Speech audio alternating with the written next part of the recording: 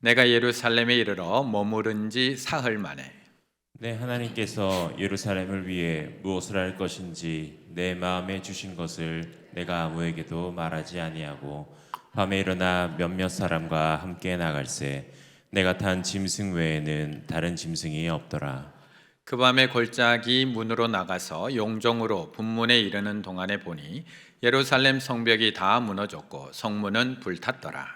앞으로 나아가 샘문과 왕의 못에 이르러서는 탄 짐승이 지나갈 곳이 없는지라.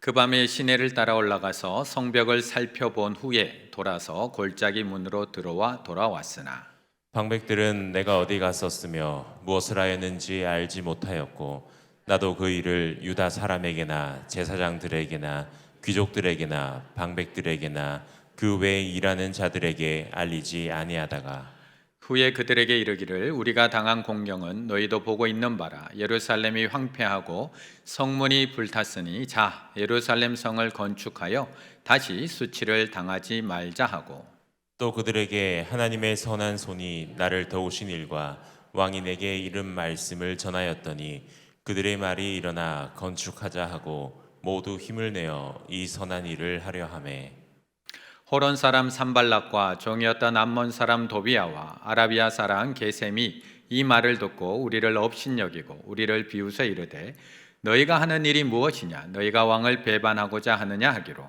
내가 그들에게 대답하여 이르되 하늘의 하나님이 우리를 형통하게 하시리니 그의 종들인 우리가 일어나 건축하려 하노 오직 너희에게는 예루살렘에서 아무 기업도 없고 권리도 없고 기억되는 바가 없다 하였느니라. 아멘. 인사 나누시겠습니다. 하나님의 손이 우리를 돕고 계십니다. 우리가 무슨 일을 할 때든지 단계가 있는 것 같습니다. 구상하는 단계가 있고요. 또한 준비하는 단계가 있고 실행하는 단계가 있는 것 같습니다. 그래서 구상과 준비가 철저하게 잘 되면 그 뒤에 실행하는 일은 순조롭게 잘 진행되는 것 같습니다. 느헤미야가 예루살렘 성벽 재건을 불과 52일 만에 해낼 수 있었던 이유, 그것은 그만큼 구상과 준비가 철저했기 때문입니다. 하나님께서 보여주신 그 큰 그림, 어떻게 재건해야 할지에 대한 큰 그림을 가지고 있었고 또 이에 따른 자재와 모든 공사의 준비가 완벽하게 되어 있었기 때문에 52일 만에 성벽이 재건될 수 있었습니다. 12절의 말씀을 같이 읽어보겠습니다. 12절입니다. 내 하나님께서 예루살렘을 위해 무엇을 할 것인지 내 마음에 주신 것을 내가 아무에게도 말하지 아니하고 밤에 일어나 몇몇 사람과 함께 나갈새 내가 탄 짐승 외에는 다른 짐승이 없더라. 아멘. 느헤미야는 오랜 시간에 걸쳐서 페르시아에서 이스라엘로 돌아왔습니다. 최소 석 달 정도 걸렸을 것이라고 추측하고 있습니다. 돌아온 그의 마음은 얼마나 조급했을까요? 이스라엘의 소식을 듣고 너무나 슬퍼했던 느헤미야입니다. 예루살렘 성은 다 무너지고 성문은 다 불탔다는 소식을 듣고 금식하며 기도했던 느헤미야. 목숨을 걸고 왕에게 예루살렘 성을 건축하게 해달라고 간청드렸던 느헤미야. 돌아온 느헤미야의 마음은 지금 얼마나 큰 열정으로 가득 차 있을까? 처음 부임하게 되면 하고 싶은 일이 참 많습니다. 또 하고 싶은 말도 참 많습니다. 앞으로 내가 이곳에 총독으로 부임해서 어떻게 이곳을 다스릴지, 내가 앞으로 어떻게 이 성벽들을 재건해 나갈지 백성들을 다 불러 모아놓고 취임 연설을 해야 합니다. 아니면 앞으로 예루살렘 성을 다시 어떻게 재건할지 조감도를 보여주면서 거기 있는 이스라엘 모든 백성들로 하여금 기대감을 불러 일으켜야 했습니다. 그런데 느헤미야는 부임한 지 3일 동안 너무 조용합니다. 4만 2천 명의 백성들과 함께 입성한 느헤미야, 군대 장군들과 또한 많은 군사들, 마병들의 호의를 받고 총독으로 부임한 느헤미야, 뭘 더 머뭇거릴 게 있을까요? 1800km, 너무 먼 거리를 오다 보니까 피곤해서 잠시 쉬어야 했던 것일까? 그는 예루살렘에 돌아온 이후에 3일 동안 도대체 무엇을 하고 있었는가? 12절의 말씀을 보면 이렇게 얘기합니다. 내 하나님께서 예루살렘을 위해 무엇을 할 것인지 내 하나님께서 예루살렘을 위해 무엇을 할 것인지 내 마음에 이미 주신 것을 내 마음에 넣어 주셨다는 겁니다. 예루살렘에 도착한 느헤미야는 아무도 만나지 않습니다. 그곳에 있던 사람들에게 형편을 묻지도 않습니다. 어떻게 할지 조언을 구하지도 않습니다. 먼저 와 있던 전임자 또는 먼저 와 있는 백성들에게 의견 구하지 않습니다. 다시 기도합니다. 3일 동안 침묵하며 조용히 기도합니다. 왜냐하면 하나님께서 내 마음에 주신 것, 하나님께서 이미 느헤미야의 마음속에 넣어주신 예루살렘 성전 계획과 비전이 있었기 때문입니다. 그런데 사실 이 그림은 느헤미야가 페르시아에 있을 때부터 하나님께서 느헤미야의 마음에 넣어주신 계획들입니다. 느헤미야는 예루살렘 성에 무너진 예루살렘 성에 도착해서 기도를 시작한 것이 아니라 이미 수상궁에 있을 때부터 기도하고 또 기도하고 하나님 앞에 묻고 또 물었던 느헤미야였기 때문에 그렇습니다. 그래서 느헤미야 1장에 보면 끊임없이 하나님 앞에 금식하며 기도하고 주여 간구하며 기도하고 종의 기도를 들으시옵소서 기도하고 있습니다. 기도는 멈추지 않습니다. 계속 이어집니다.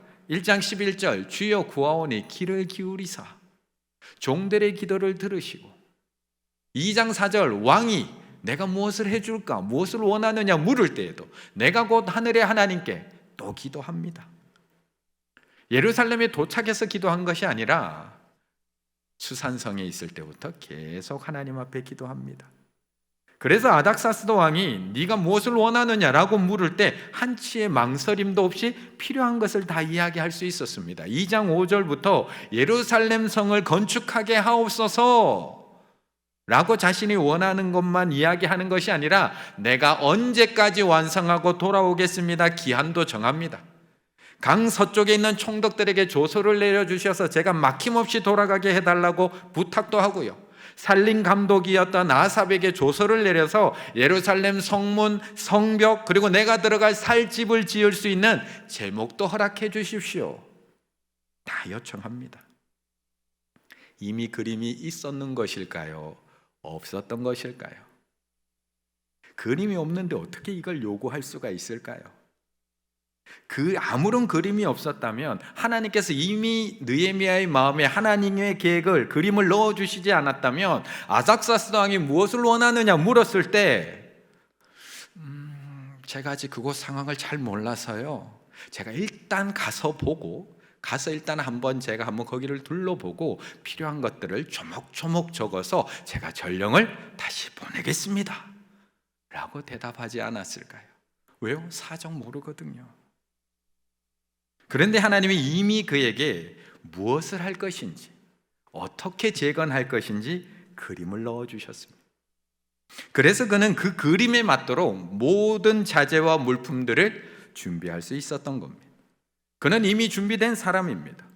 하나님께서 넣어주신 그림도 있고 모든 필요한 건축 자재들도 다 준비했습니다. 그런데도 예루살렘에 도착한 느헤미야는 또 서두르지 않습니다. 성벽을 재건하는 그의 마음 너무도 분주하겠지만 조금도 급하지 않습니다. 또 하나님 앞에 3일을 머무르며 내 마음에 넣어주신 하나님의 그 그림을 또 확인하고 나서야 그 한밤중에 조용히 하나님 앞에서 일어납니다. 13절의 말씀 같이 읽습니다. 13절입니다. 그 밤에 골짜기 문으로 나가서 용정으로 본문에 이르는 동안에 보니 예루살렘 성벽이 다 무너졌고 성문은 불탔더라. 아멘. 느헤미야는 신앙만 좋았던 사람이 아니라 정말 실력도 탁월했던 하나님의 사람이었습니다. 분명 그는 하나님 앞에 기도했고 내 하나님께서 예루살렘에서 무엇을 할지 그림도 내 마음에 넣어주셨습니다. 그렇다면 그 그림에 맞춰서 자재와 모든 준비까지 다 되었다면 더 지체할 필요가 있을까요? 하나님이 나한테 그림을 넣어주셨는데 계획을 다 보여주셨는데 지체할 필요가 있을까? 그런데 느헤미야는 이 늦은 밤에 성벽으로 나가서 꼼꼼히 일일이 다 확인합니다. 그 밤에 골짜기 문으로 나가서 용정으로 분문에 이르는 동안에 보니 예루살렘 성벽이 다 무너졌고 성문은 불탔더라. 용정, 용샘, 뱀 또는 용의 모양, 용의 눈과 닮은 그런 샘을 지나갑니다. 그리고 분문, 배설물을 가지고 나갔던 그 분문을 지나서 성 밖으로 이동을 하게 됩니다. 그러면서 그 무너진 성벽과 불탄 성문들을 직접 눈으로 보고 다 확인합니다. 먼저 예루살렘에 갔다가 돌아와서 자신에게 이야기해 줬던 동생 하나니의 이야기가 그 말이 다 맞는지 직접 확인하고 얼마나 무너져 내려서 있는지 일일이 점검하고 있습니다. 그리고 계속 확인을 이어갑니다. 샘문과 왕의 못을 지나갑니다. 그런데 이제 더 이상 타고 가던 나귀도 타고 갈 수 없을 정도로 다 무너져 내려 있습니다. 그럼 우리 같았으면 오늘은 여기까지만 가자 돌아올 텐데 느헤미야는 내려서 걸어서 또 일일이 다 확인합니다. 어디가 무너졌고 얼마만큼 파괴되었고 그 피해의 규모가 얼마인지 걸어다니면서 일일이 다 확인하고 골짜기 문으로 돌아왔다고 말씀하고 있습니다. 우리는 늘 한쪽으로 치우칠 때가 참 많습니다. 신앙만 좋든지 아니면 실력만 탁월하든지, 늘 골방에서 기도만 하든지 아니면 늘 현장에서 뛰어만 다니든지. 지난 수요일에 우리 충일교회에서 저녁에 마마클럽 연합 어머니 기도회 모임이 있었습니다. 그 이름이 마마클럽, 마리아처럼 기도하고 마르다처럼 섬기는 그런 여인들의 기도 모임이라는 뜻을 가지고 있습니다. 마리아처럼 기도하고 마르다처럼 섬기는 기도 모임. 쉬울까요? 쉬울까요? 우리는 항상 한쪽으로 치우칩니다. 늘 기도의 자리에 있든지 늘 현장 봉사의 자리에만 있든지 우리는 늘 치우칩니다. 오늘 느헤미야, 내 하나님께서 예루살렘을 위해 무엇을 할 것인지 내 마음에 주신 것을 더 확인할 게 있을까요? 하나님께서 나한테 무엇을 할지 넣어주셨는데요. 하나님께서 마음 주셨는데 뭘 더 기다리고 뭘 더 확인할 필요 있나요? 그냥 하면 되잖아요. 하나님께서 주신 마음이라고 말하시잖아요. 하나님께서 주신 거라고 그냥 실행하시잖아요. 그냥 시작하면 되고 하나님이 주신 것이라고 마음이라고 그냥 진행하면 됩니다. 분명 우리는 골방에서 기도해야 됩니다. 하나님께서 무엇을 원하든지 그 마음 알아야 합니다. 하나님께서 그 마음을 불어 넣어 주셔야 됩니다. 하지만 그 마음만 가지고 그냥 시작하는 것이 아니라 현장으로 또 나가야 합니다. 그리고 확인해야 합니다. 하나님께서 주신 그 마음이 지혜롭게 그 현장에 적용될 수 있도록 골방에서 일어나서 광장으로, 현장으로 나가야 합니다. 그리고 그곳의 상황과 형평을 정확하게 알게 될 때 하나님께서 나에게 주신 마음과 계획을 제대로 이루어갈 수 있다는 것입니다. 광장에서 하나님의 일하심을 드러낸 성경의 모든 위대한 위인들은 그 시작은 골방이었습니다. 성경의 위인 중에 죄악으로 가득 찬 세상 한복판에서 일하지 않은 사람이 없고 홀로 하나님을 만나는 경험을 소홀히 한 사람도 없습니다. 골방의 기독교는 광장을 지향해야 되고 광장의 기독교는 골방을 사모해야 합니다. 이 두 개가 균형이라는 것입니다. 믿음의 조상 아브라함, 그가 믿음의 조상 아브라함이 되기 전에 그는 하나님과 하늘 가득 메운 그 별들 아래서 하나님과 깊은 만남을 가집니다. 그 깊은 만남 이후에 믿음의 조상이 될 수 있었다는 겁니다.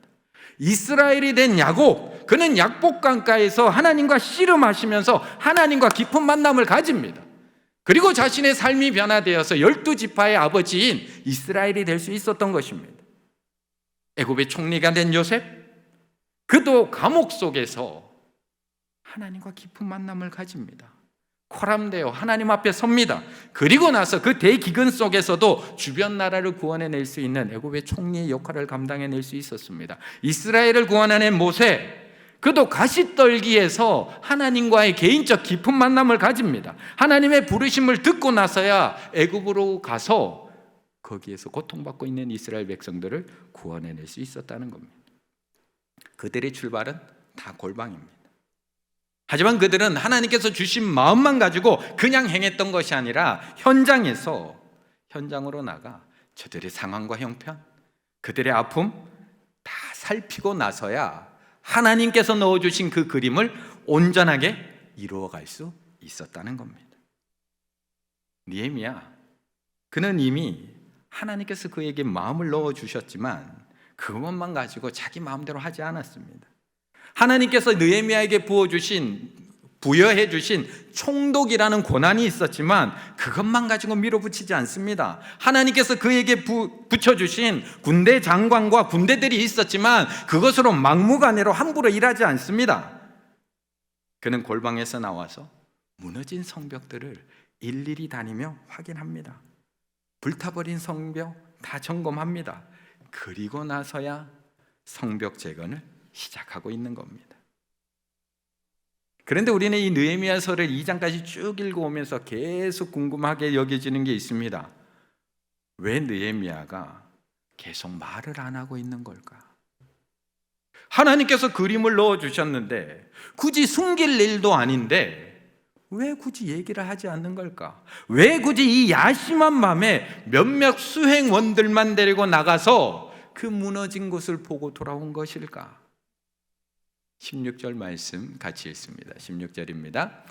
방백들은 내가 어디 갔었으며 무엇을 하였는지 알지 못하였고 나도 그 일을 유다 사람들에게나 제사장들에게나 귀족들에게나 방백들에게나 그 외에 일하는 자들에게 알리지 아니하다가. 아멘. 느헤미야가 예루살렘에 돌아와서 처음 3일 동안 잠잠히 있었던 것은 우리는 충분히 이해할 수 있습니다. 이미 하나님께서 주신 그림이 있었고 앞으로 하나님의 이 그림을 어떻게 그려나갈지 다시 한번 하나님 앞에 점검하고 하나님 앞에 확인할 시간이 필요했습니다. 하지만 그 이후에도 느헤미야는 계속 이야기하지 않습니다. 이스라엘 백성들에게도 하나님의 계획을 이야기하지 않습니다. 뿐만 아니라 그곳에 있는 제사장들, 귀족들, 방백들, 심지어 일하는 자들에게까지 자기가 다 점검하고 왔음에도 불구하고 알리지 않습니다.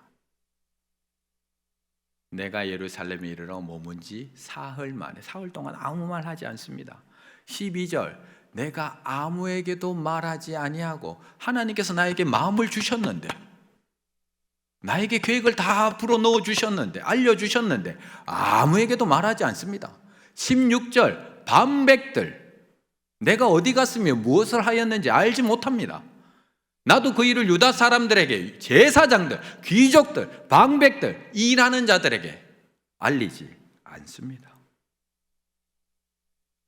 아니, 제가 부임해서 하나님께서 저에게 비전을 주셨으면 우리 장로님들과 제가 나눠야 되는 건 아닌가요? 우리 중직자들과 나눠야 되고 우리 충일교회 교우들과 하나님께서 이런 마음을 주셨습니다, 나눠야 되는 것 아닌가요? 왜 느헤미야는 하나님의 계획을 아무에게도 알리지 않는 걸까요?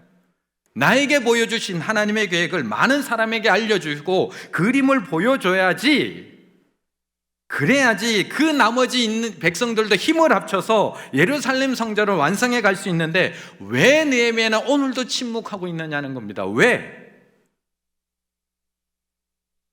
그런데 가만히 생각해 보면 이들이 몰라서 안 하고 있는 걸까요?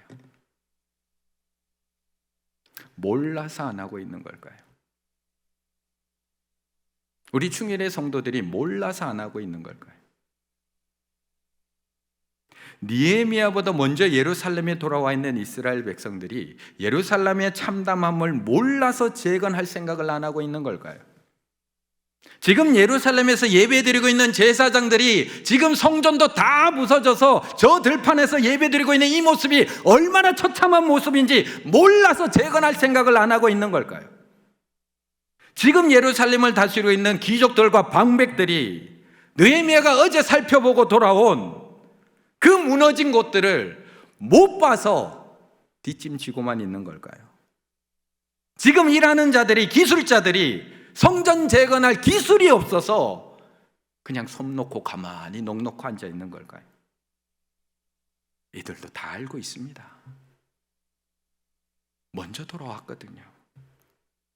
지금 예루살렘의 형편이 얼마나 참담하고 처참한지 누구보다도 잘 알고 있습니다. 이미 다 봤습니다. 매일 아침에 눈 뜰 때마다 무너진 성전과 무너진 성벽 다 보고 있습니다. 거룩하신 하나님의 이름이 저 이방 민족들에게 얼마나 비순거리가 되고 있는지 그 수치심 이미 다 느끼고 있습니다. 하나님이 지켜주신다면서 그런데 왜 그 모양으로 살아? 하나님 믿으면 다 잘 된다면서 그런데 왜 다 무너진 집에서 성벽 하나 제대로 세우지 못하고 왜 그러고 살고 있는 거야? 다 듣고 있습니다. 17절 후에 그들에게 이르기를 우리가 당한 공경은 너희도 보고 있는 바라. 이미 다 보고 있습니다. 다 알고 있습니다. 다 보고 있는데 느헤미야가 말해봤자 무슨 소용이 있을까요? 다 보고 있는데 느헤미야보다 훨씬 일찍 돌아와서 다 알고 있고 더 잘 보고 있는데 무슨 설명이 더 필요한 걸까요? 만약 돌아온 느헤미야가 예루살렘에 오자마자 전임 총독에게 지금까지 상황 보고하라고 했다면 뭐라고 이야기할까요? 만약 먼저 돌아온 이스라엘 백성들에게 지금 상황을 묻고 어떻게 해야 될까 의견을 물었다면 그들이 뭐라고 이야기했을까요? 만약 느헤미야가 먼저 돌아온 백성들을 지도하고 있는 제사장과 방백들과 귀족들에게 하나님의 그림을 이야기했다면 저들이 뭐라고 이야기했을까요? 우리도 다 해봤습니다. 우리라고 안 해봤을까요? 지금 무너진 것은 예루살렘 성전과 성벽이 아닙니다. 지금 불타버리고 다 사라진 것은 예루살렘 성문이 아닙니다. 그것보다 더 심각한 문제는 이스라엘 백성들의 마음의 성전이 무너진 것, 이스라엘 백성들의 믿음의 성전이 무너진 것, 나는 하나님의 백성이라는 정체성이 다 사라져버린 것, 하나님이 우리를 반드시 구원하신다는 그 구원의 확신이, 믿음의 확신이 다 무너져 내려버린 것, 그게 더 심각한 문제이기 때문입니다. 지금 이스라엘 백성들은 깊은 좌절감에 빠져 있습니다. 물론 처음부터 이들의 믿음의 성전이 무너져 내렸던 것은 아닙니다. 이스라엘 백성들도 처음 예루살렘 돌아오기를 결단했을 때까지만 해도 그들의 믿음의 성벽도 견고했습니다. 승리를 향한 확신 충만했습니다. 하나님께서 우리 다시 이렇게 세워주실 거야 믿으며 돌아왔습니다. 처음에 예루살렘에 돌아온 이들도 무너진 성벽과 성전을 보며 분명히 뜨거운 눈물 흘렸을 겁니다.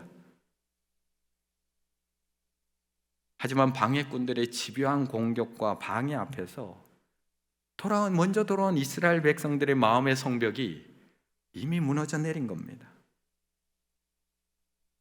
이스라엘 백성들이 반란을 일으키기 위해서 지금 성전을 다시 건축하고 성벽을 재건할 거라는 모함 때문에 결국 아닥사스도 왕이 그 성전 재건을 멈추는 법을 내리게 금지시킵니다.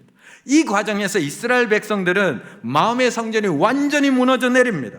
하나님, 제가 모든 것을 버리고 이렇게 돌아왔는데 이게 뭡니까 하나님? 왜 안 도와주시는 겁니까 하나님? 이제 우리 다 끝나버립니까 하나님? 우리가 금식 기도하면 그렇게 하나님 앞에 부르짖었잖아요. 제가 40일 작정 기도를 하나님 앞에 했는데 왜 안 도와주시는 겁니까 하나님? 이번 시험에는 좀 붙게 해주셔야 될 거 아닙니까 하나님? 이번 진급에서도 왜 떨어지는 겁니까? 하나님, 아기 태어날 때 얼마 남지 않았는데 왜 유산이 되는 겁니까 하나님? 왜 이번에도 진로를 막으시는 겁니까 하나님? 왜 내 질병 이렇게 기도하는데도, 저들이 이렇게 조롱하는데도 왜 낫지를 않는 겁니까 하나님? 하나님은 아무런 도움이 없으시고 그 열정으로 불탔던 이스라엘 백성들의 그 결단과 열정들은 다 식어져 내려버리고 실패와 좌절로 인한 절망감, 이스라엘 백성들의 심령, 마음의 성전, 성벽 다 무너져 버렸던 것입니다. 이 상태에서 예루살렘 성벽, 성전 다시 세우면 무슨 소용이 있을까요? 이 상태에서 예루살렘 성벽이 재건되고 성문 다시 만들어 놓는다고 해서 무슨 소용이 있을까요? 또 무너지지 않을까요? 또 불타지 않을까요? 적들이 외부로 와가지고 또 조금만 소리 질러도 벌벌 떨고 있지 않을까요? 적들이 와서 성을 둘러싸기만 해도 또 문 열어주지 않을까요? 마음의 성벽 다 무너졌는데요. 그래서 느헤미야는 지금까지 아무런 말도 하지 않습니다. 아무런 질문도, 아무런 설명도, 그리고 조용히 하나님 앞에서 하나하나 확인해 나갈 뿐입니다. 그리고 느헤미야가 가장 먼저 한 일은 눈에 보이는 예루살렘 성전을 재건한 것이 아니라 다 무너져 내리고 불타버리고 없어져 버린 이스라엘 백성들의 믿음의 성전, 신앙의 성전, 그 마음의 성전부터 다시 재건시키고 있는 겁니다. 그것이 18절의 말씀입니다. 또 그들에게 하나님의 선한 손이 나를 도우신 일과 왕이 내게 이런 말씀을 전하였더니 그들의 말이 일어나 건축하자. 그들이 일어나기 시작하고 있는 겁니다. 일어나 건축하자. 모두 힘을 내어서 이 선한 일을 다시 시작하자. 외치고 있는 겁니다. 만약 느헤미야가 도착하자마자 자, 내가 건축자재 다 준비해 왔으니 여러분은 절 따라오기만 하면 됩니다. 자, 하나님께서 나에게 보여준 그림이 있습니다. 지금부터 내가 하라는 대로 하기만 하면 됩니다. 자, 내가 시키는 대로만 하면 지금부터는 아무런 문제 없이 잘 진행될 겁니다. 아무런 걱정하지 마시고 따라오기만 하세요. 과연 되었을까요? 절망감으로 가득한 이스라엘 백성들, 과연 재건해낼 수 있었을까? 그래서 느헤미야는 지금까지 아무런 말도 하고 있지 않고 있다가 그들의 마음의 성전을 재건합니다. 내가 무엇을 준비해오고 내가 얼마나 많은 자재와 장비를 가져왔는지에 대해서 이야기하고 있는 것이 아니라 하나님의 손이 어떻게 나를 도우셨는지, 당신들은 하나님이 돕지 않는다는 것 때문에 절망하고 좌절에 빠져 있지만 그 시간에도 하나님의 손이 어떻게 나를 도우셨는지, 어떻게 하나님의 손이 그 아닥사스당 왕의 마음을 움직였는지, 어떻게 하나님의 손이 그 왕의 마음을 움직여서 내렸던 법을 철회시키고 어떻게 이 많은 자재를 하나님의 손이 직접 준비시켜 주셨는지, 그것에 대해서 이야기해 주고 있는 겁니다. 하나님의 일하신 역사들을 하나하나 들려주고 있는 겁니다. 그러자 그들이 다시 일어나기 시작합니다. 다시 외치기 시작합니다. 다시 회복되기 시작합니다. 우리가 일어나 건축하자. 우리가 다시 일어나자. 모두 힘을 내자. 하나님의 선한 손이 여전히 우리를 돕고 계신다. 우리도 그러니 힘을 내서 하나님의 선한 일을 우리가 완성해 나가자. 그거 외치고 있는 겁니다. 코로나 3년이 끝난 지금 우리의 문제는 무엇일까요? 코로나가 끝난 지금 한국교회의 문제는 무엇일까요? 코로나가 지나간 지금 우리 충일교회는 무엇부터 다시 재건해야 할까요? 우리 충일교회 계속 재건 중입니다. 지붕 공사하고 있는 거 아시죠? 지붕 낡아서 지붕 다 보수하고 있고 공사하고 있습니다. 푸른 초장, 좋은 의자, 세미나실 다 변경돼서 예쁘게 꾸며놨습니다. 놀이터, 이제 애들 신나게 놀 수 있는 놀이기구, 예쁜 놀이기구까지 또 들어와 있습니다. 교회 외벽 방수 작업 다 마무리되었습니다. 교회 외적 모습 앞으로도 계속 보수할 겁니다. 계속 잘 가꿀 겁니다. 그런데 우리의 내적 성전은 지금 어떤가요? 아니, 다른 사람 말고요. 이 시간에도 누구나 안 나왔는데 말고요. 지금 나의 내적 성전은 어떤가요? 나의 믿음의 성전은 어떤가요? 나의 마음의 성전은 어떤가요? 우리는 늘 외적 성전을 보고 걱정합니다. 비 새면 어쩌지? 방수 안 되면 어쩌지? 녹슬면 어쩌지? 더러워지면 어떠지? 터지면 어쩌지? 무너지면 어떠지? 그런데 내 마음의 성전은 단 한 번도 걱정하지 않습니다. 비 새면 어떨까요? 녹슬면 어떨까요? 무너지면 어쩔까요? 오늘 이 밤이 나의 마음의 성전을 다시 세우는 기도하는 밤 되시기를 바라겠습니다. 오늘 이 밤이 나의 내적 성전을 다시 재건하는 믿음의 밤이 되시기를 바라겠습니다. 외적 성전만 보고 저거 고쳐야 되는데 저거 보강해야 되는데 걱정하고 염려할 것이 아니라 우리가 다시 일어나 나의 성전을 건축하자. 모두 다시 힘을 내자. 하나님의 손이 여전히 우리를 돕고 계신다. 절망에서 우리 다시 일어나자. 믿음의 성전도 힘을 내서 우리가 다시 든든하게 이렇게 세우자. 교회 오고 가며 우리 충일교회 외적 성전만 보고 걱정하지 마시고, 하나님께서 정말 다시 세우고 싶은, 다시 이렇게 세우고 싶은 나의 내적 성전을 하나님 앞에 내어놓고, 오늘 이 밤 하나님, 절망으로 무너져 있는 내 내적 성전, 몇 번의 실패와 좌절로 인해서 기도의 무기력에 빠져 있는 나의 믿음의 성전, 마음의 성전, 하나님 다시 세워지게 하여 주시옵소서. 다시 힘을 내게 하여 주시옵소서. 다시 믿음으로 우뚝 서게 하여 주시옵소서.